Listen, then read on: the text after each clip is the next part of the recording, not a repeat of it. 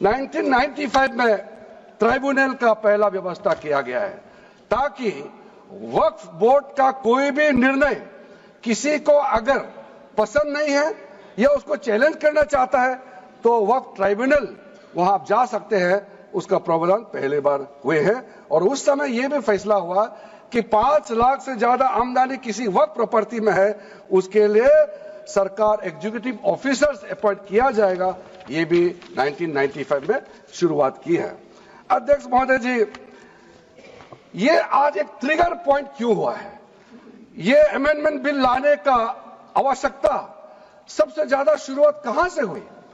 मैं संक्षेप में बताना चाहता हूं। 2013 में 2014 में हम सब चुनाव में गए और चुनाव में जाने से पहले 2013 में कुछ कदम ऐसे उठाए गए हैं जो आप सुन करके आप सदस्य के रूप में भी और इस देश का नागरिक होने के कारण आपके दिमाग में यह बात जरूर सवाल उठेगा कि ऐसा कदम क्यों उठाया गया है।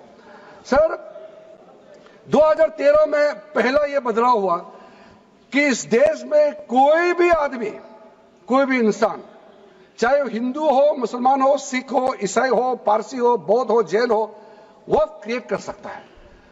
सबको मालूम है वक्फ एक मुसलमान का अल्लाह के प्रति अपना एक उसका एक पायस चैरिटेबल रिलीजियस पर्पस के लिए वक्फ क्रिएट किया जाता है, लेकिन उसमें डाइल्यूशन करके 2013 में कोई भी वक्फ क्रिएट कर सकता है। यह प्रावधान सबसे पहले उस समय की यूपीए सरकार ने किया है। दूसरा, आपने सारा वक्फ को स्पेसिफिक कर दिया कि शिया बोर्ड में शिया ही रहेंगे, सुन्नी बोर्ड में सिर्फ सुन्नी ही रहेंगे और कोई भी बोर्ड हो सिर्फ उनके लोग ही रहेंगे, बाकी कोई उसमें आ नहीं सकता है। ऐसा आपने प्रावधान किया।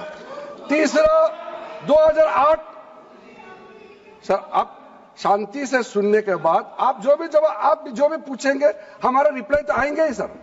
डिबेट का आखिरी में है, मेरा फिर से रिप्लाई होगा।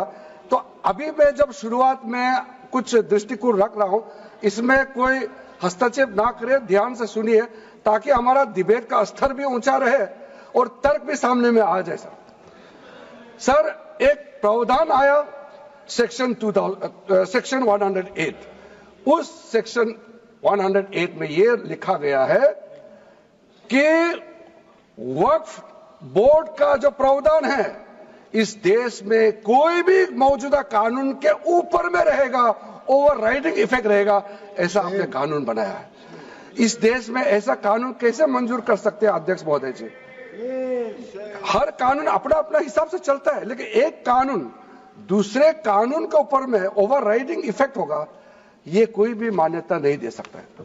कुछ प्रोपेगेंडा साथ में जुड़े हुए हैं उससे पहले, जो 2013 में मुझे भी बहुत ताज्जुब हुआ कि ये पास कैसे जबरदस्ती करवाया है।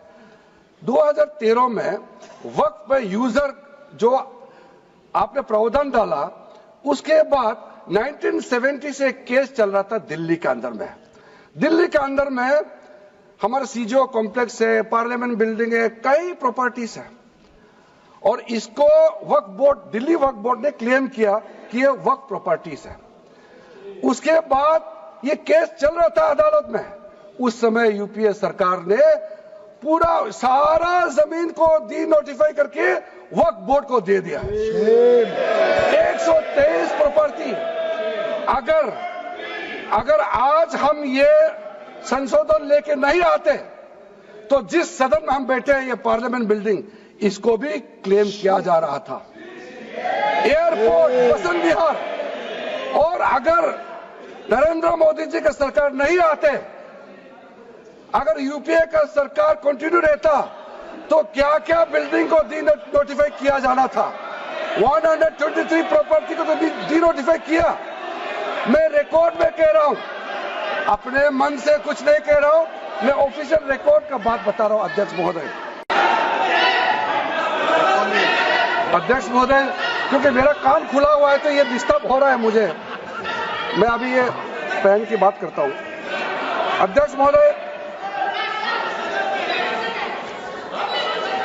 महोदय, ये वक्फ बोर्ड का जो काम है, ये बेसिकली वक्फ प्रॉपर्टी को जो संभालने वाले मुतावली और जो वक्फ प्रॉपर्टी को व्यवस्था करते हैं उसको संचालित करने के लिए ये गवर्नेंस का, सुपरविजन का एक प्रावधान है।